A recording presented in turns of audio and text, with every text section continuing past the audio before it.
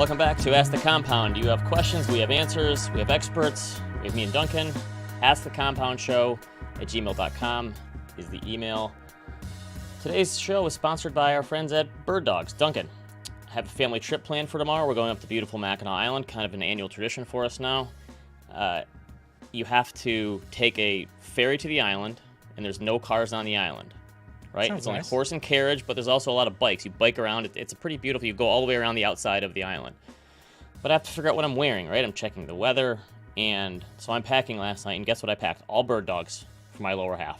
Bird dog shorts, Can't go bird wrong. dog pants, and because I'm thinking I'm going to be on a bike, I'm going to be a little active. But then I also have to dress nice because my mother's birthday is this weekend, so we're going out to a nice dinner. So I have the nice seersucker ones, right? Then, of course, when I'm on the bike, I don't want to be uncomfortable and have the George Costanza with the wallet that I'm sitting on. So the wallet's on the side.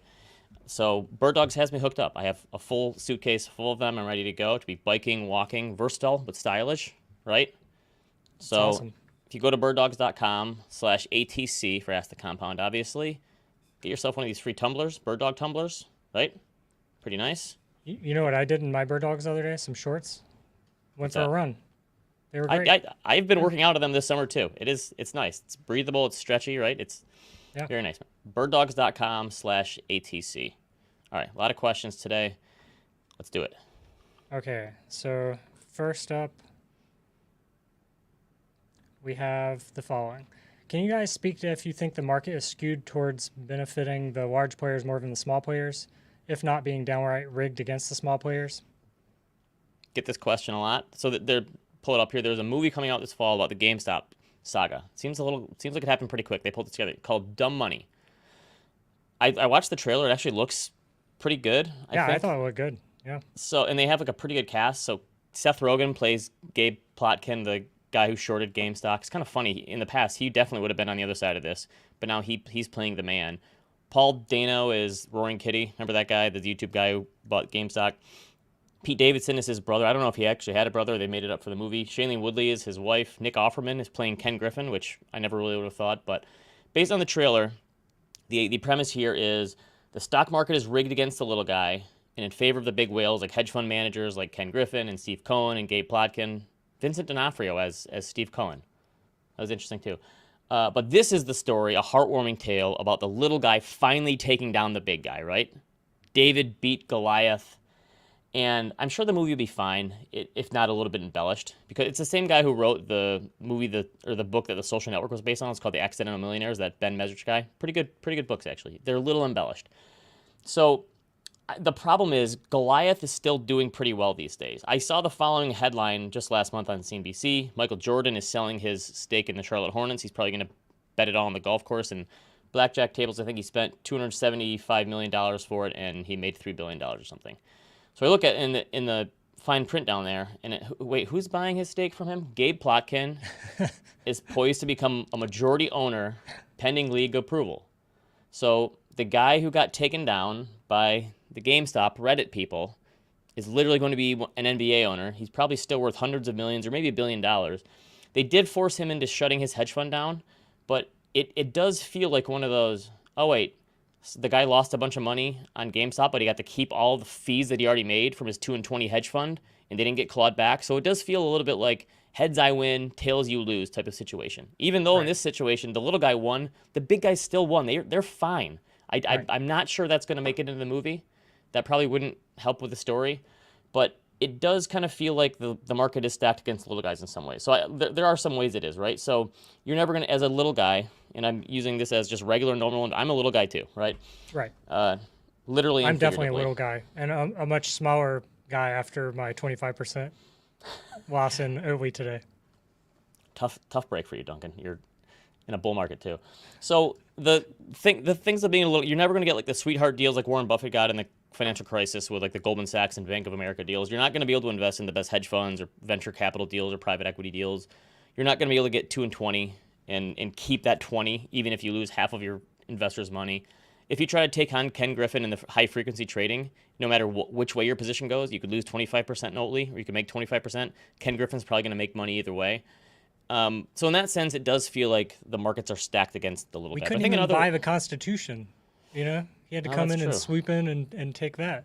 buy that. I forgot about that. You Yeah, couldn't let the little guys have one win. It feels like the big guys win all the time. But in other ways, the individual investor has all sorts of advantages over Wall Street, right? You get to invest in index funds if you want to with low fees that basically guarantees that you're going to outperform 75 to 90% of professional investors in the stock market. You can ignore short-term performance numbers if you want. When I worked in the endowment industry, these funds, foundations and endowments, were set up in most cases in perpetuity. They wanted to last forever and leave a legacy. So their time horizons were measured in multiples of decades, yet they obsessed over monthly and quarterly performance numbers, right? As an individual investor, you don't have to have some made-up benchmark that you have to try to beat every month. Your only benchmark that matters is, are you on track to achieving your financial goals, right? There's no investment committees to answer to. There's no outside investors that are breathing down your neck because you underperformed for a quarter or two.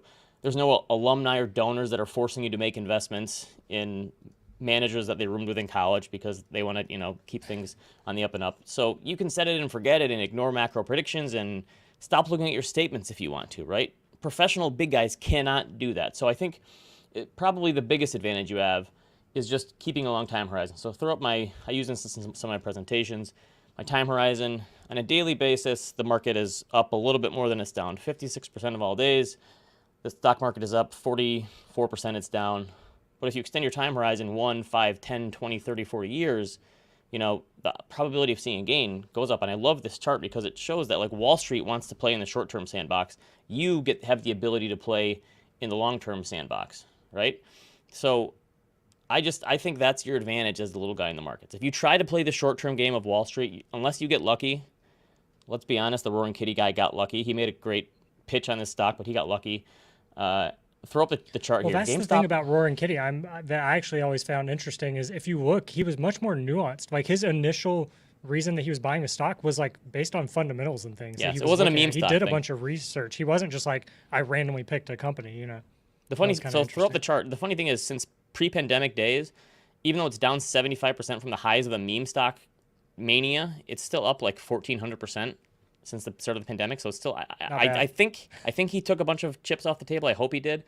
So anyways, in some ways, like the market's always going to seem unfair and biased towards billionaires who seemingly win no matter what. But I think that's just certain areas of life that's always going to happen. But in other ways, I really do think that the little investor has the upper hand because you have the ability to invest in strategies and not pay 2 and 20 and be more tax efficient and not trade short term all the time if you don't want to. So I still think that you have an upper hand if you're willing and able to use it. If you try to play the short term game, they're probably going to beat you either through taking your fees or through taxes or some other way. But over the long term, if you're willing and able to play the long game, that's where Wall Street has a hard time sticking with that type of strategy. Right. I feel like it's also gotten fair for the little guy with free trading, right? I mean, yes. Imagine back in the day, like I remember when I was first buying stocks back in college, I was paying like $8 to buy like one share of Microsoft or something. You know what I mean? And it's like, that's stupid. You can buy fractional shares now. Yeah. Right. Yeah. You can put anything you want in the market now. The barriers to entry are way smaller now than they would have been in the past. So in that way, it's not really stacked. I think things have gotten appreciably better for the individual investor over the last 20 years than they have for the professional investor. That's for sure. Right. And also when a retail person goes up 80% on their small account, they're not like buying a Ferrari, you know what I mean? But like Ken Griffin can buy a Ferrari with, his winnings. And so I think it's more like ostentatious and show. I think that's what people hate is they just see these people that they see as like Wall Street succeeding and, doing really well. Yes. And even if they do well, it's not going to compare, right? Because the scale is so different. Yes, which unfortunately is probably always going to be the case. Right. Right. Let's do another one. Okay. Up next, we have a question from George.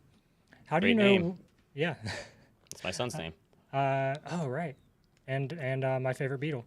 Okay. How do you know when U.S. government bonds are cheap? I bought some during the U.S. debt ceiling brinkmanship. I haven't heard that word. Thinking it was a good time to buy when others were fearful, but they have gone down more. Also, I noticed on Fred that from 1871 to 1932, U.S. stocks were flat. Same with the German market from 1872 to 1913, and of course Japan since 1990. I think I've been lucky but foolish the last 41 years being 100% stocks. Thoughts? This is a loaded question. A lot to go on here. A lot to unpack here, as they say on podcasts. Yeah, I feel like he's subtweeting you a little bit because you've said a lot about long-term horizons and things, being good, but he's showing us a 41 and 61-year horizon that You don't think I came prepared here, Duncan? Come on. So the first one is fairly simple. Like, no one knows except at the extremes. So I wrote a post in like March 2020 saying, like, I was way more worried about bonds than stocks, but that was pretty easy because rates were like 0 to 1% for treasuries. Right? That was pretty simple, right? I didn't know how it was going to play out, but you knew that like things in bonds, the outcomes weren't going to be that great, right? Look at that timestamp. I didn't know that they were going to go from 0% to 5% in a year, but you knew it was unhealthy. I guess my problem with this question is that you're trying to play the bond market in the short term, and bond market, like it's way easier to predict the bond market in the long term because you take your starting yield, especially in government bonds, and that'll get you like something like 95% of the way there for long-term returns. Call it 5, 7, 10 years. But in the short run, you're dealing with changes in interest rates and inflation and GDP growth and Fed policy and expectations and all this stuff. Unless you're a hedge fund manager, I would not think of bonds being cheap or expensive, especially if you're buying them for the yields now where you're getting 5 or 6% or whatever it is. I wouldn't worry much about the short-term fluctuations because the yield is going to win out over the long term. I think bonds are for patient people. Bonds are not for like, are they cheap or expensive? I'm going to be greedy when others are fearful or whatever. Like that doesn't work as well in the bond market as it does in the stock market. For the second question, I will summarize what he said here in a few short words. Stocks are risky, right? I'm not surprised at all that U.S. stocks went nowhere from whatever 1871 to 1932 because the year ending 1932, the stock market had fallen 85% from the highs in 1929, right? That's pretty. That it had to be down after that, right? And there's plenty of periods where the U.S. stock market has gone nowhere. We talked about the lost decade a couple weeks ago, but from the start of 1998 through February of 2009, the S&P 500 had a total return with dividends invested of negative 9%. So that's like 11 years and change where stocks went nowhere. All your returns back to 1998 were gone, right? That's pretty recent. The total return for the MSCI Emerging Markets Index since the start of 2008 through this year is up just 28%. Essentially a lost decade and a half. S&P is up 330% by comparison, just so you know. So you don't earn the risk premium without the risk, right? I do want to mention something about the Japan situation because it always irks me. Every time I post a stat about buy and hold or stocks for the long run, someone always shows up looking like Leonardo DiCaprio, like this, scratching their chin, saying, now show Japan. I got you. I'm so clever, right? I want to debunk this. MSCI Japan Index, 1990 to today, is up 40% in total, 1% per year. So 3 decades and change where you lost out to T-bills. I think T-bills were up 2.5% per year over that time. So Japanese stock investors underperformed over 3 decades, and people say, see, stocks for long, and ha ha. But is it a myth, right? These are the total returns from 1970 to 1989 for the MSCI Japan Index. 6,000% total returns, 22.9% annual returns for 2 decades. $10,000 in 1970 invested in Japanese stocks is worth $616,000 by 1989. Easily, I think, the biggest financial asset bubble in history. Now, what if we mash these two together? Do you have those numbers in yen, though? Can we have those in yen? No, I did not do the currency calculation, sorry. I'm pretending we're hedged here. If we go from 1970 to today, we're talking an 8,600% total return or 8.7% per year. Guess what? Stocks for the long run in Japan worked. You just had to go really long, right? And the reason that stock returns have been so awful there from 1990 is because they were so unbelievable. And you pulled forward all those returns, and the PE ratio got to 150 or whatever it was, or 100, and the bubble just ate up all the future returns. And so you had this period of 30 years where you had to work off that bubble. The long returns are still pretty darn good, almost 9% per year in Japan, right? Stocks for the long run worked there. It just depended on when you started. Now, back to the question at hand. If you've been investing for 40 years, as George said, and portfolio has been 100% in stocks, he's done pretty well for himself, right? In the 40 years leading up to 2022, this doesn't even include this year where we've had a snapback. The S&P 500 was up 11.1% per year. MSCI World ex-US was up 9% per year. So whether it was lucky or foolish or whatever for keeping all your money in stocks, at this point you probably won the game and it makes sense to diversify your portfolio. That could be as simple as holding some cash, maybe some short-term bonds, just to see you through a few years worth of spending. You could obviously hold some other asset classes or strategy. But the whole point is you've picked out these periods where you see the stock market can be very risky. And I'm not here to pretend that I know if or when that's going to happen again, but the whole point of diversification, especially when you're retired, is to avoid bad things happening at the worst possible moment. And history has shown that bad things can and will happen in the stock market on occasion. That's why you diversify and hold some other sort of asset class or something to see you through if you happen to be unlucky enough to live through one of those periods. Yeah. Yeah. Well, and like they point out, the market was all over the place throughout that time. So that was a very, very cherry picked, as you guys say, but fair for them to point out. But, it all it happened, depends, right, on when you would have been retiring, when you would have been withdrawing. And scary still to think about. But Yeah. that's why you diversify. Right. Give a shout out to Duncan's mom in the chat again. Pam, welcome. Yeah. And all the other regulars, we always appreciate it. Everyone likes your new hat today, Duncan. I didn't know we had more new hats in this store. This is a one of one. It didn't come out quite how we were wanting. So. Oh, okay. Yeah. So you're kind of like the team that lost in the NBA Finals and they send the shirts to Africa. Right. Exactly. Yeah. We do have a new TCAF hat though. It's a black hat with the full color stitching. So that's the one you can actually pick up. All right. Next one. Okay. Next one. I'm gonna omit the name here just because of the nature of the question, but we've gotten questions from them before. So thanks for writing in again. I'm 33 years old and have accumulated $1 million of SPY. I can live a modest life on $40,000 a year here in Lithuania. I've almost paid off my mortgage and have no other debt. Thinking about the 4% rule, can I retire? I'm not saying I will, but is this an option? I'm impressed. This is the not to brag of the day. I was just asking myself obviously. This question the other day, I was just wondering. So $1 million in the S&P 500 ETF. We don't know what else they have, but this is impressive. So I could run all the numbers on the 4% rule that you want. And if you want to search 4% rule on my blog, you can. I've written about it a number of times. But I think this idea goes beyond like the idea of investing. Obviously, the returns and stuff are going to be important, but I think a lot of it is also the financial planning aspect of retiring early. And like, there's a lot more boxes you have to check off if you're going to retire early at that age, at 40, than otherwise. So let's bring a financial advisor into the chat here. Nick Sapienza, who is an excellent financial advisor for us at Ritholtz, representing the Bayou down in Louisiana for us. Yep. Nick, there's obviously all sorts of different things you have to think through when you retire, but I think the calculus is a lot different if you're going from age 60, 65, 70 versus age 40, right? So what are some of the other, if you're a financial advisor and someone sits you down and says, here's the pile of money I have, here's kind of how much I spend, and it just so happens that this person can live on the 4% out of the $1 million.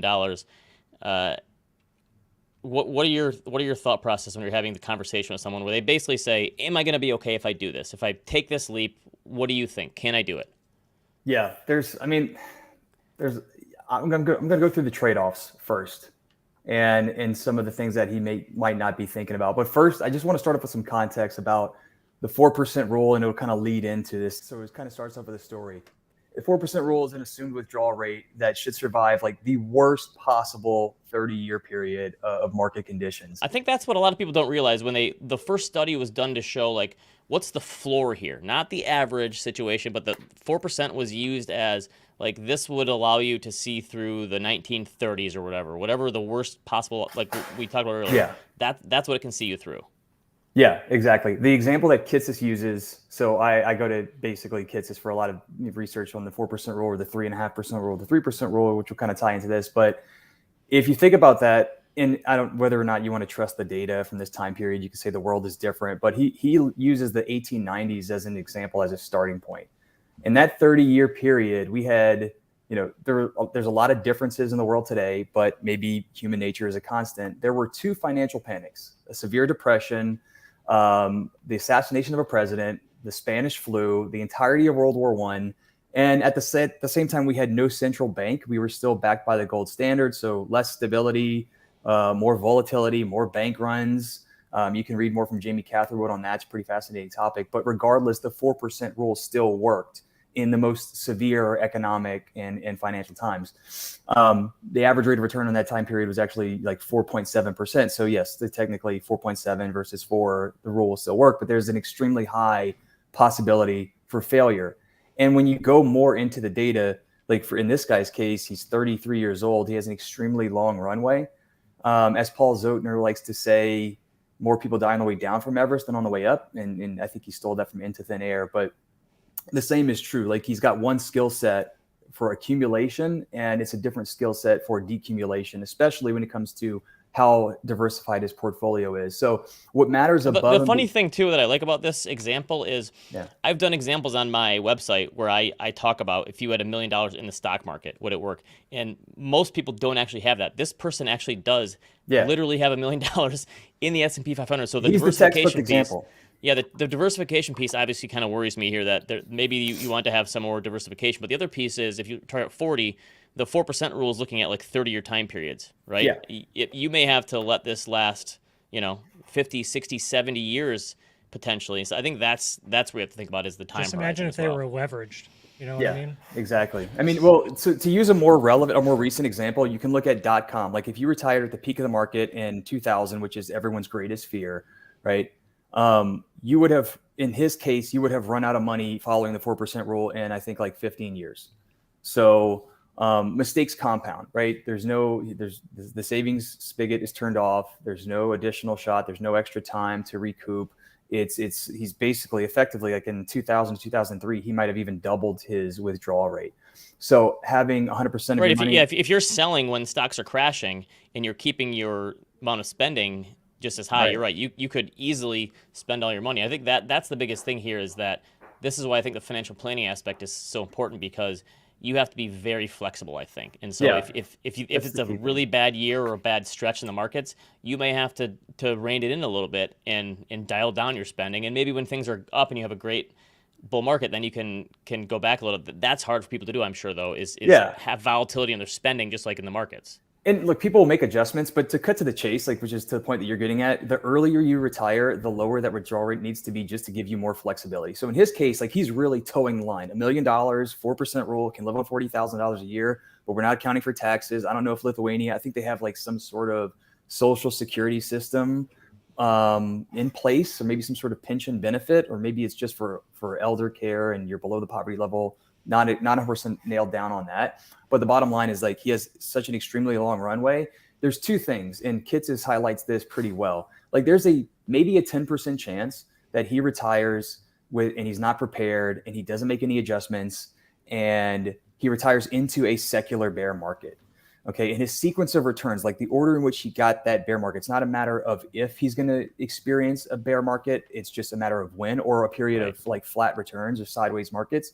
It's when. And if he front loads that, that's an extreme disadvantage for him. So he has to make adjustments. So the key takeaway to answer this question is that he needs to start off with possibly, like he can do it. It's not a matter of if he can, it's a matter of how.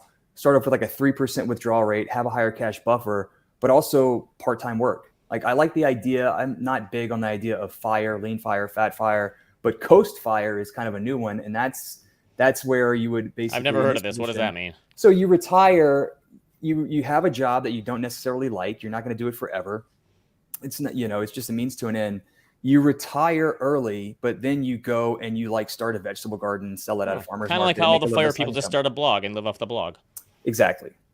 Right. I mean, the other thing is this person has accumulated $1 million in 33, and if they're talking about retiring at 40, they still have some time to save and invest and maybe grow that nest egg a little larger as well. I think so they obviously have very good financial habits. Kudos to them. Do you guys want this Kitces chart? I didn't hear it referenced specifically. Chart on. There we go. Yeah.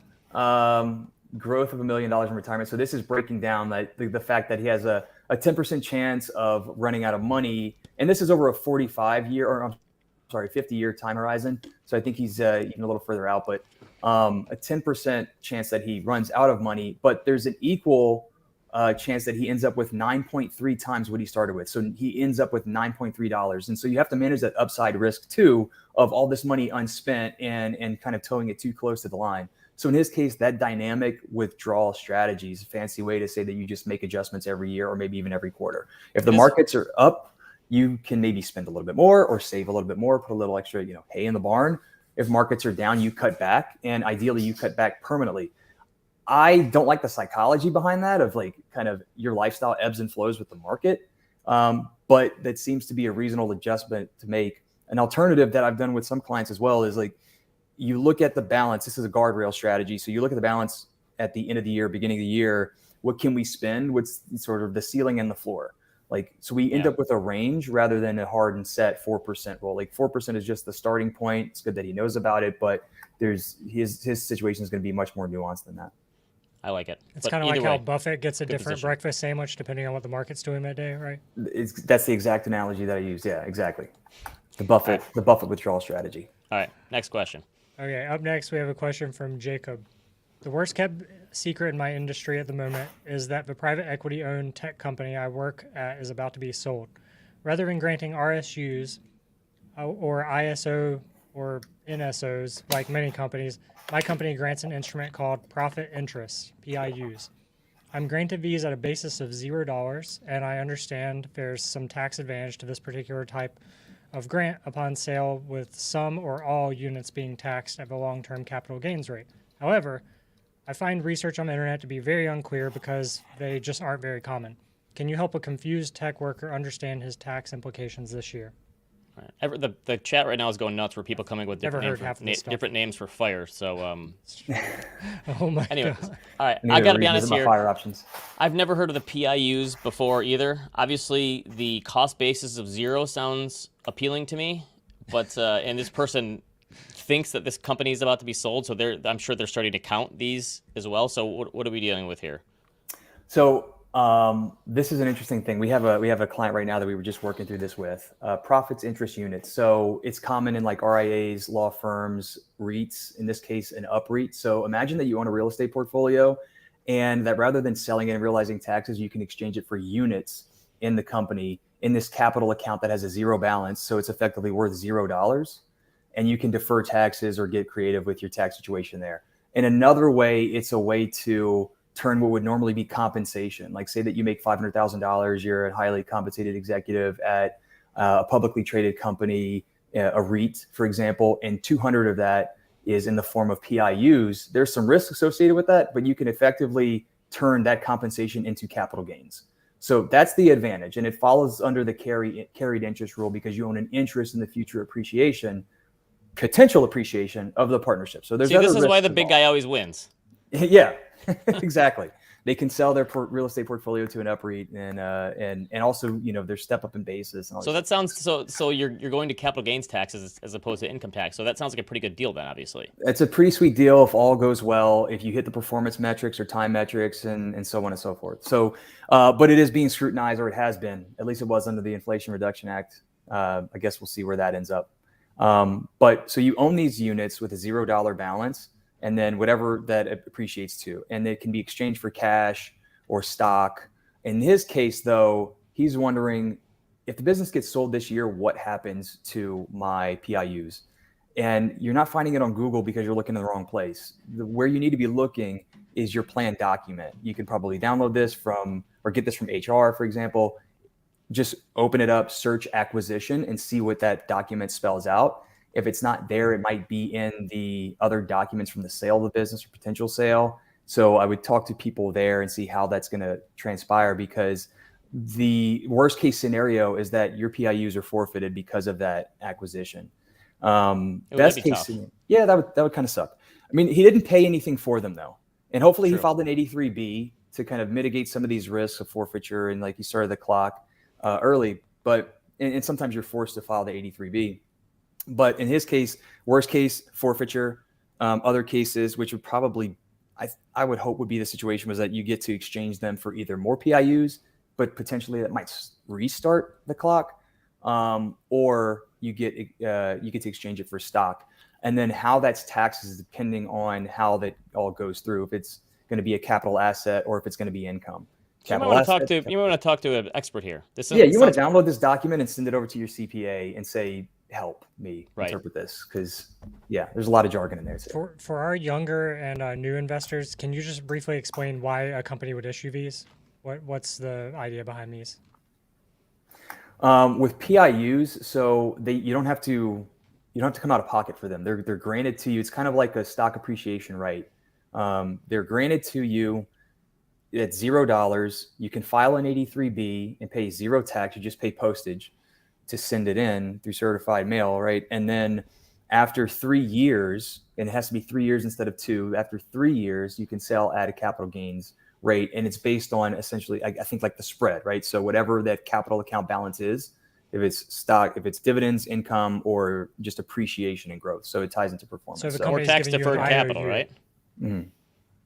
Yeah, Yeah. it's another form of conversation that can help you defer some taxes, and it sounds like a Yeah, pretty I mean, sweet deal. especially if you're recruiting somebody from, Zillow to come over, and you work for a REIT, and you say, we'll pay, 30-40% of your compensation in the form of PIUs, and it'll be taxed at capital gains. Gotcha. This is instead like of Gabe ordinary income. Plotkin paying 15% carried interest on his 20% performance fees. Yeah, can Gabe use these to buy the Hornets? Maybe that's I'm what just trying happened. to Yeah, understand this. pretty sweet deal, unless you work for maybe Oatly. Yeah. Sorry, Okay. Duncan. Yeah. All right, There twisting we the go. knife. All right, last question. Okay. Last but not least, we have a question from Colin. My wife and I bought our home in 2020 and locked in a low fixed 30-year mortgage for first-time home buyers. We've been paying down the mortgage at a rate where it would be off the books in 20 years, so we'd be mortgage-free at 45. With lower returns in traditional markets expected, does this make sense? Or does it make more sense to pivot and invest that additional amount in our retirement accounts? We've been fortunate enough to max out our Roths and HSAs, but haven't reached the max on our 401k contributions. We don't view our home as an investment, but we do view our time as one.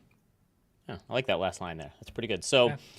low rate mortgage. They want to know if they're thinking lower expected returns in the stock market going forward because of valuations.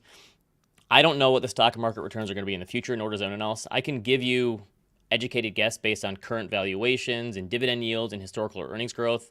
But the people who were doing those calculations in the 2010s were wildly off on what the returns would be. So, Nick, I think one of the most important jobs for a financial advisor is setting expectations for future returns, especially when thinking through something like this, because you have not only the hurdle rate potential where you're saying, well, you probably have a 3 or 4% mortgage, so it's a pretty low hurdle rate to get over, and a house is illiquid, obviously. But there's also the idea of setting expectations for, like, we have to plan about this without knowing what the future returns are going to be. So how do you handle this when dealing with clients in terms of setting expectations of, you want it to be reasonable, but we don't know what they're going to be for sure? Yeah, I like to just be really clear and about like what you could potentially see. So kind of stemming from the first question of like, there were these periods in the market where you had flat or negative returns, right? Like that very well could happen. But what it comes down to is that the best advice is going to be the right advice for your plan and for long term. It's not always going to look great over the short term. So we could say, best thing for you to do in this scenario is to not pay down that mortgage at 3%, to invest, because we think long term in an 80-20 portfolio. So, let's say 7% is your average. That's a pretty good spread, and I'll take that all day. Plus, I've got the flexibility. It's not a liquid, and especially in this guy's case, or girl's case, they're 28 years old maybe at this point. They started the mortgage 3 years ago, and it could be paid off in 20 years. I would be leaning more towards that, especially if valuations are lower, returns are lackluster. It's a land grab. I'm going to accumulate as many, shares of VTI or whatever you choose to invest in over that time period. But setting that expectations to say, hey, there could be an extended period where this is going to look like a really bad decision, but sticking with it long term, it'll even itself out. And then the growth years that follow will offset, the other thing is that if they want to be out of their house at 45 and maybe retire early or something, but they can't touch the tax deferred money anyway. So I think at that point, you want to, if we have a bad period for them in their late 20s, that's a good thing for them. They're picking up shares at a lower price. So if they think returns are going to be lower going forward, you want to be investing that cash. And I just think for young people, unless you just have an aversion to debt that's going to make you sick to your stomach if you have it, I don't see the point of giving up that low rate debt, considering that the rate of inflation right now at 3% over the last 12 months is equal to those mortgage rates for most people. And you're earning more money in T-bills than you were. I mean, you can earn 5.5% in T-bills right now as opposed to paying down that mortgage. Yeah. I would much prefer to let that mortgage stand and use that leverage now that, we were given a gift of those low rates back then. I would be in no hurry to pay that off, especially if inflation is going to be higher and rates are going to be higher or whatever going forward. Who knows? You could always pay it off later, but I think the compounding effects from being in the stock market over the long term far outweigh the ability to pay down your mortgage and have it paid off.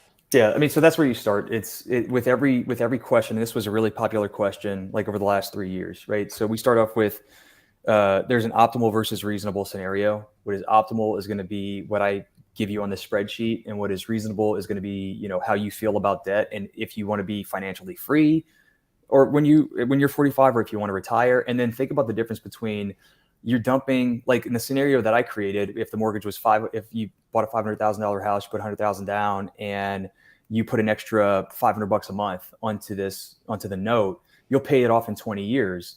But instead of investing that 120 grand into your house, why not put it in the market? Like, look at that scenario. Like, sure, you free up cash flow, but you know, when you're 45, but then again, like, wouldn't you rather have that larger balance outside with more flexibility? And maybe it's not in a tax deferred account. Maybe this is all in a brokerage account, so we can kind of, you know, knock down the returns a little bit and adjust for taxes. But still, it's an optimal versus reasonable scenario, depending on what his goals are, or what the plan looks like. So that's where I end up with that one. And then just managing expectations, you know, going back to sequence of returns to be specific. Yeah, I think you want to give yourself as much flexibility as possible if you're looking at something to do in your mid 40s or early 50s or whatever. And so many question marks about this case too. Like, he's planning on having, or they are planning on having kids. I mean, you have 2 or 3 kids, like, they might take all of your extra cash flow anyway. They might all go to daycare. So this conversation is moot. And I mean, when I bought a house at 25, I wasn't thinking that I would be there for 40 years or even 20 years. So there's a lot of different things that could change. Yeah, so you want to give yourself a margin of safety. Are houses even built to last 40 years anymore? I don't even know. I don't think so. They discontinued the packages from Stage, right? Or not Stage, Sears. You can't buy a house and have it charted over on a trolley anymore, and it lasts. We'll check back in 40 years. Century, yeah. I sure hope so, Duncan. Yeah. I mean, you would hope, but I'm just saying, I don't know. I have my doubts. All right. I want to thank Nick for coming on and helping us with some financial planning questions.